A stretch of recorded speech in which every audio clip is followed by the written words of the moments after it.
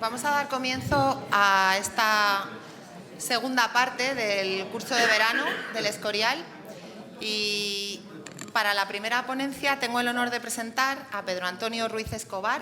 Él es director de la Agencia de Seguridad y Emergencias 112.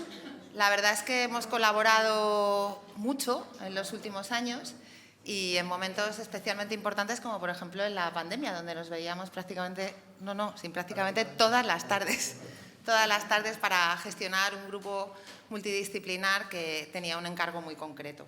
Bueno, la verdad es que hay que agradecerle que estén aquí, que estéis aquí. El tema es la integración y coordinación de los servicios de seguridad y emergencia en el entorno de la Comunidad de Madrid. Está claro que solos, como ponía el doctor Hernández Tejedor esta mañana, pues a pocos sitios llegamos, de forma que tenemos que aliarnos con otros que nos van a hacer más fuertes. Pues nada, Pedro, cuando quieras. Buenas tardes. Gracias, Carmen. Pues sí, unas cuantas tardes hemos pasado. Bueno, mi objetivo hoy es, después de esta invitación, primero agradecer al grupo que ha estado coordinando esta jornada, pues el tener esta oportunidad y hacer una breve presentación de la agencia, de lo que todo el mundo llama ASEM o la ASEM, pues bueno, para que veamos un poco cómo está estructurada y qué nos permite. O sea, muchas veces pensamos en resolver o dar solución a las emergencias o grandes emergencias y siempre pensamos en esa coordinación o esa falta de coordinación. Entonces, bueno, pues esta es una de las herramientas que nos permite poder estar coordinados y poder atender situaciones complejas. Entonces, esta agencia de Madrid 112, como Seguridad y Emergencia en Madrid 112, aparece o nació en el 2017. Todo el mundo, o por lo menos posiblemente los que se dedican a la emergencia, en este caso sanitaria, es muy habitual, pero para el resto de participantes en la jornada, pues posiblemente no lo conozcan. Entonces, hago una breve introducción. Y esta agencia, como digo, nació en el 2017 por decreto, fue el germen de la creación de esta estructura y se incorporó a una viceconsejería, y de esa viceconsejería que colgaba la agencia se crearon cuatro elementos. Unas eran direcciones, otras eran comisionados y una tercera era el organismo autónomo Madrid 112. Esa situación se mantuvo hasta el 2019. Desde el 2019 tuvimos una transición que era darle continuidad a esta agencia, a esta estructura, dar esa continuidad y esa consolidación. Eso se consiguió con mucho trabajo y con mucho empeño del que es ahora mi jefe, Carlos Novillo, que era el que tenía que estar esta tarde aquí. Y entonces consiguió que durante esa época se consolidara y el gobierno de la Comunidad de Madrid creyera en esa agencia. Entonces, bueno, pues al final lo que se pretendía era coordinar esos recursos y que estuvieran a disposición de todo el ciudadano, de todos los ciudadanos. Esta es la... No sé dónde... Voy a probar si este es el láser. La pantalla no se ve. Vale, bueno, da igual. Esta es la estructura que yo me encontré. Yo estuve desde el 2020, desde enero del 2020 hasta julio del 2023. Esta era la estructura que tenía la agencia. Como podéis ver, hay una Dirección General de Emergencias, que es la que yo ocupé durante todos esos años, con el Cuerpo de Bomberos y con el de Agentes Forestales. Había una segunda dirección, que era la de Seguridad, Protección Civil y Formación, y el organismo autónomo, que como el organismo que era así, autónomo, iba un poco por libre, ¿no? Cuando digo iba por libre no es que no tuviera relación ni tuviera conexión con las otras direcciones, pero sí que era un organismo autónomo que se autogestionaba con una dirección del centro de atención de llamadas 112, más otras direcciones, seguridad, finanzas, pero como organismo autónomo. No estaba integrado en la agencia. El siguiente paso ya fue en el 2023. El 17 de abril del 2023 ya aparece y se crea ese sistema integrado de protección civil y emergencias para crear la Agencia de Seguridad y Emergencia Madrid 112.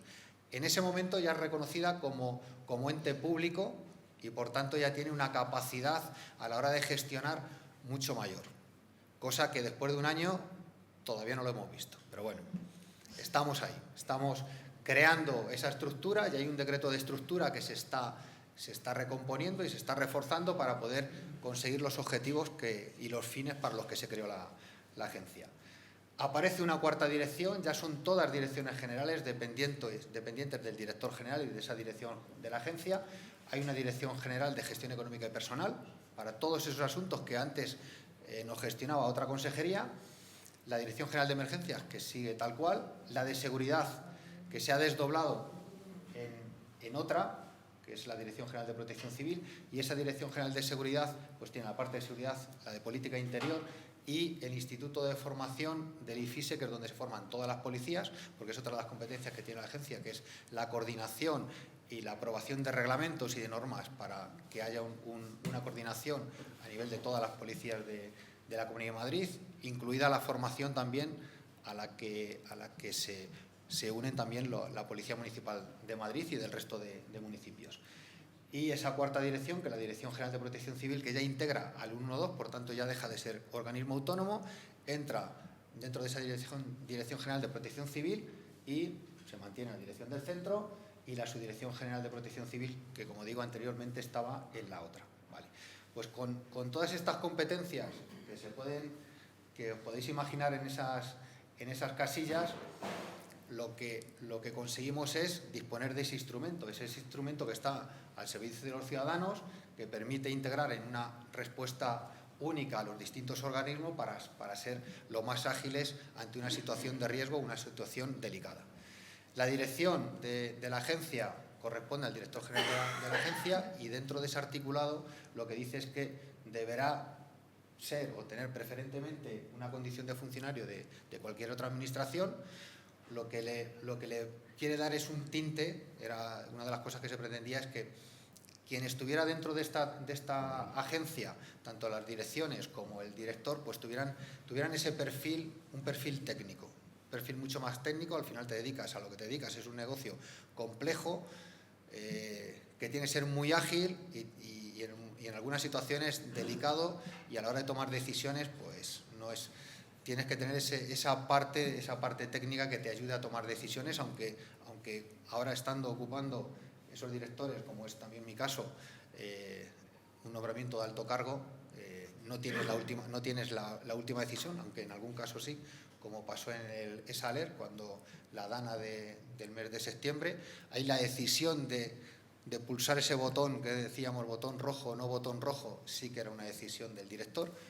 Pero las otras decisiones tienen que venir de un perfil técnico, aunque luego siempre pues el que los directores tengan ese pasado de haber tomado decisiones técnicas o haber tenido responsabilidades técnicas ayuda a la hora de compartir y de llegar a un consenso para tomar la mejor decisión, que en las situaciones de críticas y de emergencia no es fácil.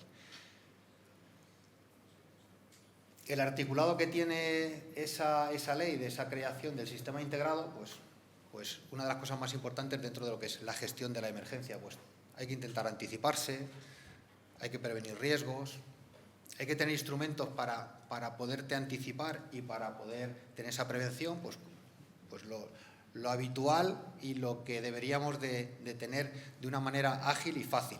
Bueno, pues eso que puede ser lo habitual en algunos colectivos o en algunas agencias, pues no es tan fácil. Muchas veces es complicado saber o conocer el mapa de riesgos al que te enfrentas de determinadas situaciones y disponer de los recursos y de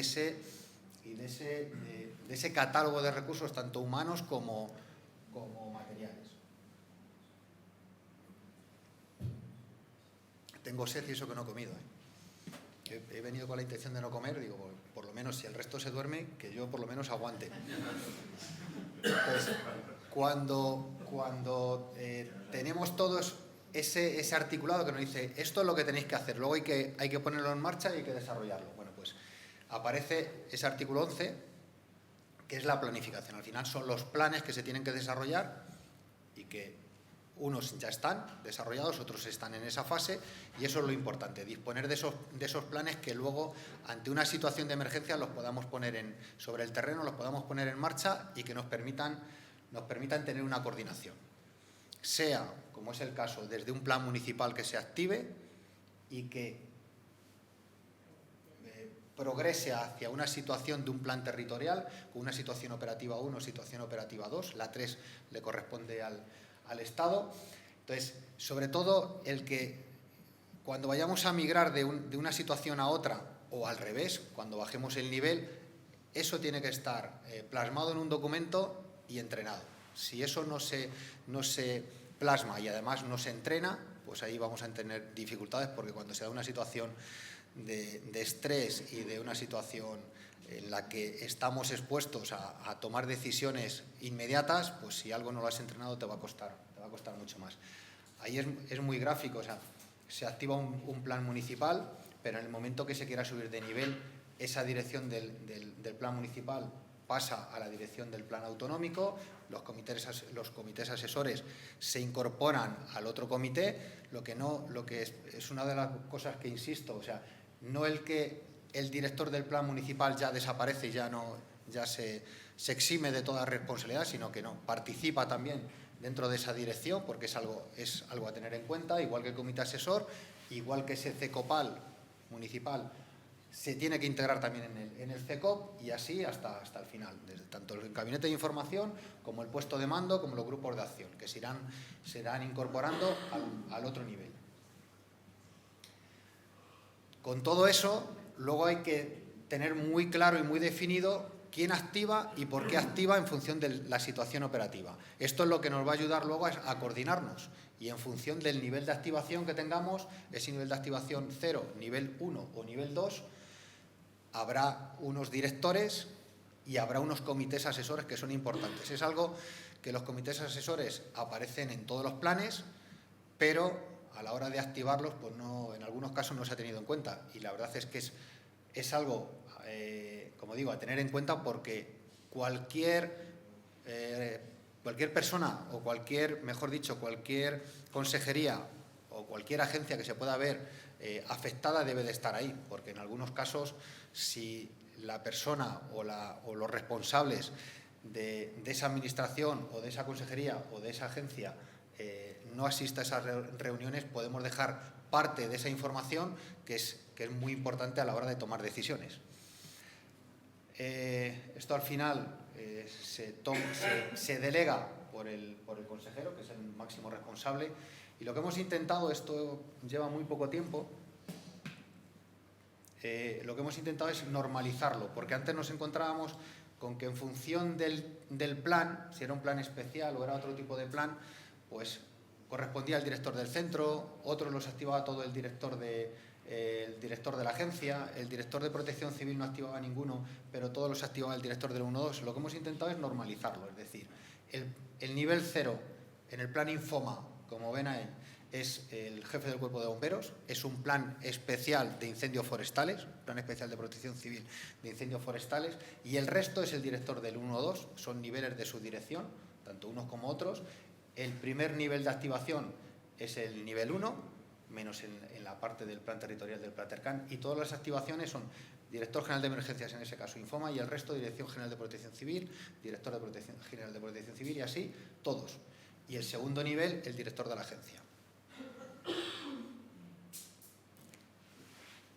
Esta es la estructura de un plan, de protección civil. Todos tienen la misma estructura.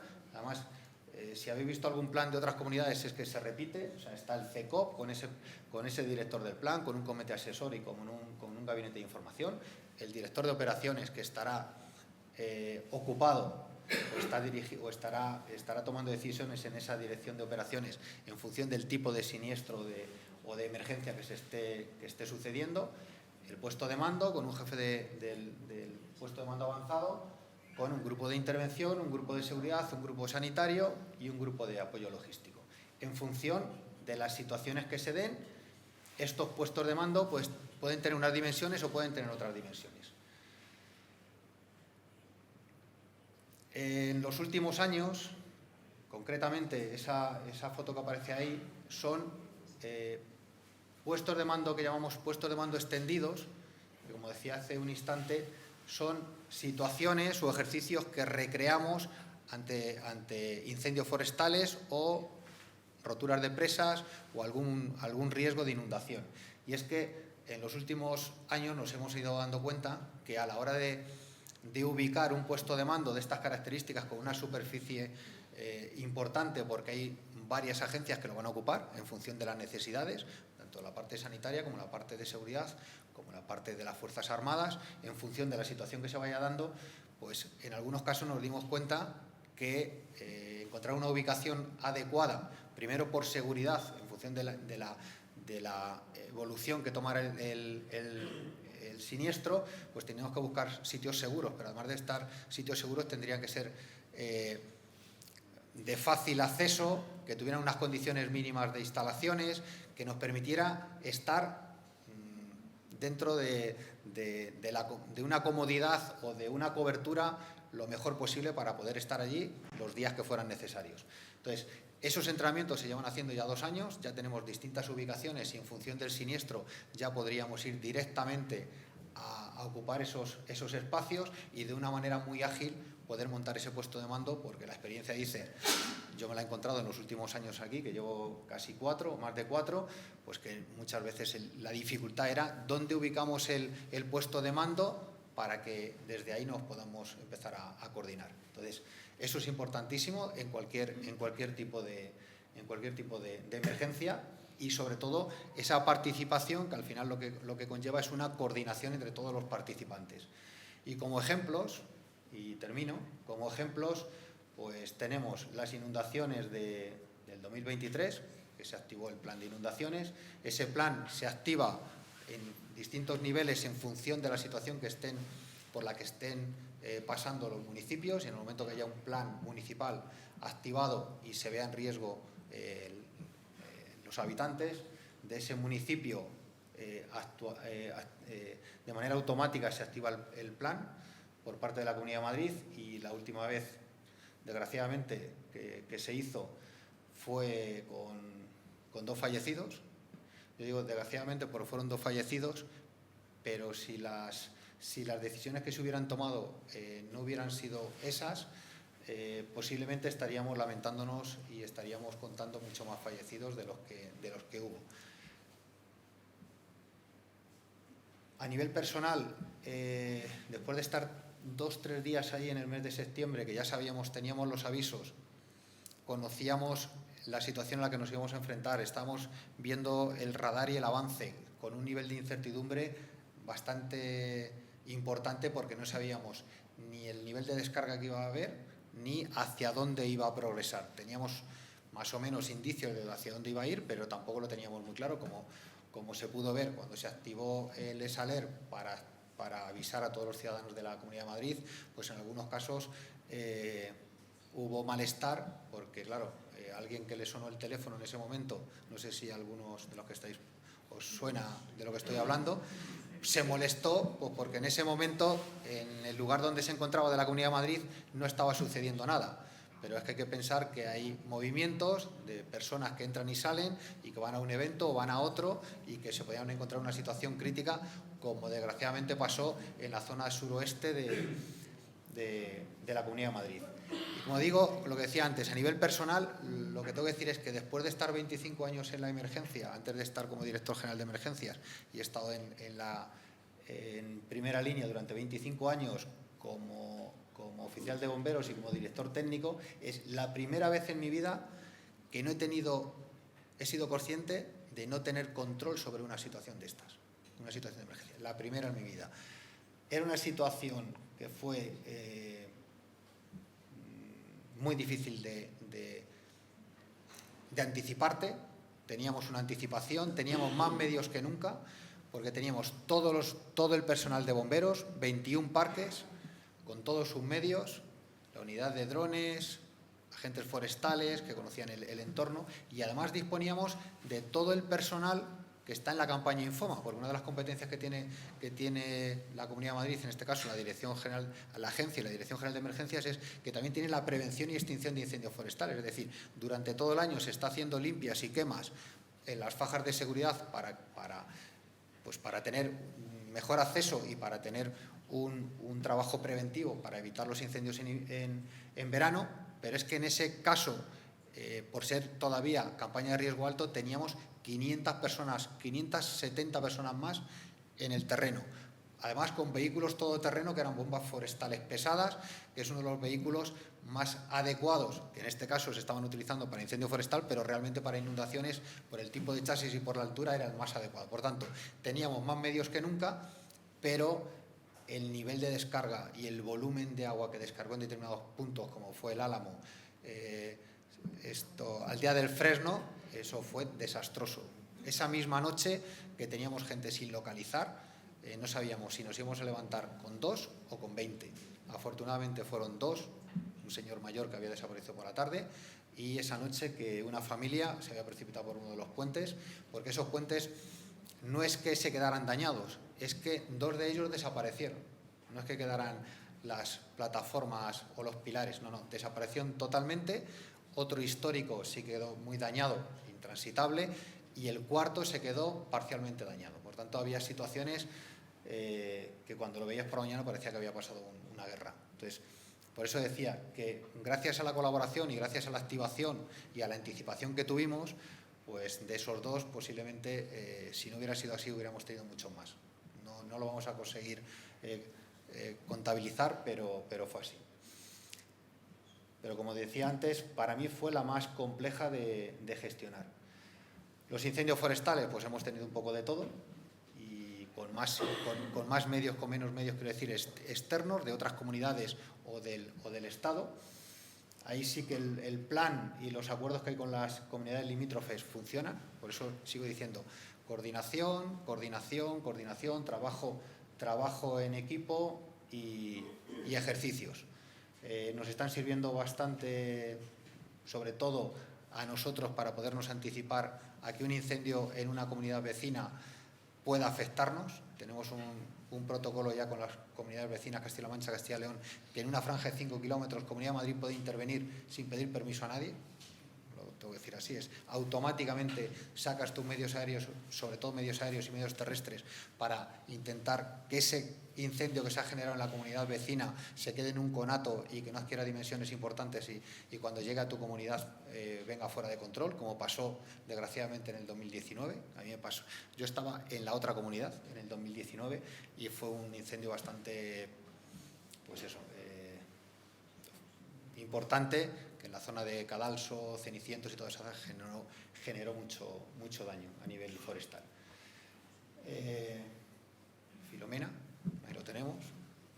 Nos fuimos algunos de los que en ese momento estábamos como responsables de la emergencia en Asen, nos fuimos unas mini vacaciones allá al 1-2, estuvimos 4 días y fue otra experiencia más, pero sí, ahí sí que teníamos identificados dónde estaban, lo que solemos decir un poco en la intervención, dónde estaban las dianas, dónde teníamos que ir y qué teníamos que hacer, aunque hubiera un gran desconcierto, pero teníamos claro qué podía hacer cada uno, si nos teníamos que dirigir a una agencia, a otra, sabíamos lo que teníamos que hacer, pero también con el cronómetro puesto, con la cuenta atrás, porque alguien podría fallecer por las condiciones tan extremas que había de temperatura. Pero bueno, al final se solventó con algún susto. Y el último, pues decía antes que no tenía control porque para mí era una emergencia que se ve, pero esta última no la veíamos, ninguno. Y todos los que estáis aquí, en las primeras filas, lo visteis de primera mano. Lo visteis de primera mano porque estabais cerca, pero tampoco lo veíamos. Fue una experiencia, o sea, ahí sí que se puso en marcha todo el buen hacer, el empeño, lo mejor de cada profesional, lo mejor de cada persona, porque yo creo que había un componente personal, emocional, en intentar dar solución dentro de las capacidades y las posibilidades que teníamos. Yo eso, agradezco todo el trabajo de vosotros, sobre todo porque la parte que nosotros en la agencia utilizamos, la parte sanitaria, fue SAMUR. no fue otra. O sea, es así. O sea, si no hubiera sido por vosotros y algunas ayudas puntuales de Médicos Sin Fronteras y alguna cosa más por ahí, si no hubiera sido por vosotros, que erais uno más dentro del grupo, acordaros de esos grupos que se hacían de reconocimiento ligero, que había que ir puerta a puerta porque no te contaban la verdad, esos reconocimientos pesados ya más multidisciplinares, esas decisiones que se tomaban a las 5 de la tarde de dónde iban a ir esos reconocimientos pesados o a qué residencia se le iba a hacer algún tipo de actuación, la retirada de cadáveres porque pasaban muchas horas, el improvisar las morgues en el Palacio de Hielo y en alguno más. Todos esos días que pasamos y toda esa coordinación y esa predisposición a resolver una gran emergencia como estamos pasando en esa pandemia, pues es algo que para mí fue un antes y un después. O sea, te das cuenta de que aunque tengas muchos medios, si no los canalizas y no haces el uso adecuado de ellos, pues puede fracasar. O sea, porque si hubieran tomado otras decisiones como pasó en otros lugares de España, pues seguramente por la densidad de población y por la situación que estamos viviendo en Comunidad de Madrid, pues podríamos haber pasado una situación mucho peor, como comentaba antes con la Dana. Entonces, eran situaciones en las que había que improvisar, no se tenían medios en ese momento de protección, se tuvieron que ubicar centros de logística para poder hacer reparto, tanto el hospital en el IFEMA, en el IFISE, el otro centro de logística. O sea, se vivió tanto y siempre lo diré, es que al final había tantos colorines en esos grupos, estabais vosotros, estaba la UME, estaba Protección Civil, estaba Seguridad. Entonces, al final era tan fácil. Yo recuerdo aquellas tardes de, oye, que hay que hacer esta residencia, ¿quién va por la parte sanitaria? SAMUR, ¿quién va por no sé dónde? Bomberos de no sé qué, bomberos de Madrid o bomberos de comunidad. O sea, eso es lo que en una situación real sale lo mejor de cada uno y lo coordinamos y lo entrenamos en situación real, pero luego lo que tenemos que hacer, que es lo que se ha hecho, por eso el plan de pandemias, hay que escribir todo lo que se ha hecho para aprender de lo que se hizo bien y de lo que no se hizo o de lo que no se pudo hacer, para que cuando vuelva a suceder, pues podamos aplicar todo eso que nos ha enseñado, desgraciadamente, una situación tan crítica y tan penosa como la que vivimos.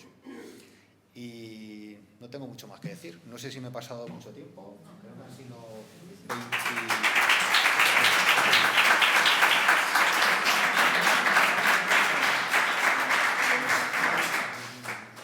Muchas gracias, Pedro. No sé si hay alguna pregunta. ¿Nada? Yo sí que quería preguntarte este curso, ¿no?, que es un poco lo que aporta realmente un servicio de emergencias y protección civil como el nuestro, ¿no?, a una ciudad. Pues yo me gustaría un poco que nos dijeras qué consideras, ¿no?, que es vital que aporte, por ejemplo, un servicio como el nuestro dentro de la comunidad, ¿no?, dentro del plan del Platercan, cuando se activa, o de otros planes, etcétera, ¿no? Lo decía antes, para mí, cuando se activó el Platercan, que lo tuvimos activado, pues posiblemente hasta creo que fue el 21 de febrero del 2022. Ya había pasado Filomena, bueno, pues para mí, o sea, lo que más aporta es el grupo que sois, el grupo de profesionales y la cualificación que tenéis, y sobre todo, una de las cosas que he observado es que os empezáis, no que os empezáis, yo por lo menos empiezo a conocer, que os empecéis a especializar en determinados grupos. O sea, yo siempre he creído en los grupos, pero siempre que el grupo especial, como los que estáis ahora generando, nunca dejen de seguir alimentándose del día a día, porque muchas veces ese grupo es tan especial que se vuelve demasiado exigente, se vuelve demasiado elitista, pero como lo he sufrido en otra etapa, pues al final está bien, si lo tenemos muy claro. O sea, hay que estar ahí en un grupo especial porque tienes ese punto de especialización, pero no perder el contacto con de dónde vienes. Entonces, para mí, ¿qué aporta a la Comunidad de Madrid? Pues que ante una situación de estas sois personal especializado. O sea, en esa parte de la emergencia sanitaria sois, para mí, lo que decía antes, sois esenciales. ¿Por qué? Porque no puedo... Es que no puedo decir otra cosa. A ver, no puedo decir otra cosa porque tengo que hablar de otro grupo y no quiero hablar de otro grupo. Muy bien, pues muchas gracias, Pedro.